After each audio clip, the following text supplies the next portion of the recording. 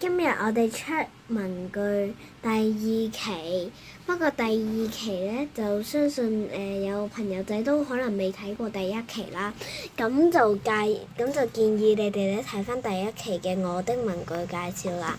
咁今次文具介紹呢，就主要係呢一個鐘啦，因為呢一個鐘呢，係一個時光學嘅一個即係一個可以倒計時嘅，俾你哋睇下。上年啦，上到55啦，跟住就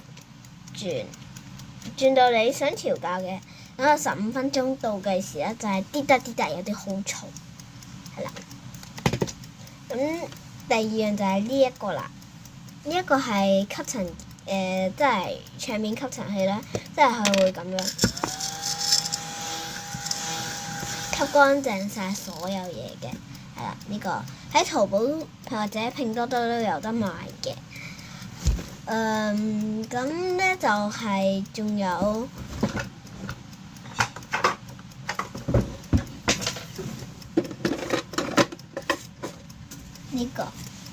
呢個係 Miffy 嘅一個掛件，呢個係磁鐵嘅，可以吸上去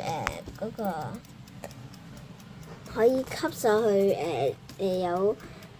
鐵或者係其他有磁力性嘅嘢啦。咁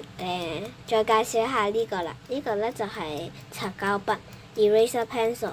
咁呢就係可以呢係可以擦嘢嘅。擦嘢呢就係咁樣嘅，我呢就畫咗一個人啦，咁呢可以擦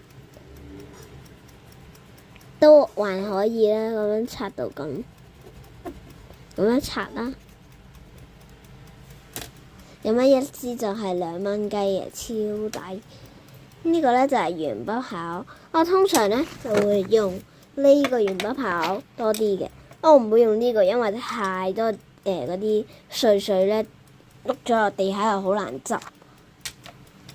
咁就用呢個啦，呢個 Capybara 嘅，我之前喺深圳買嘅，自己夾，喂，應該係自己夾，唔係買嘅。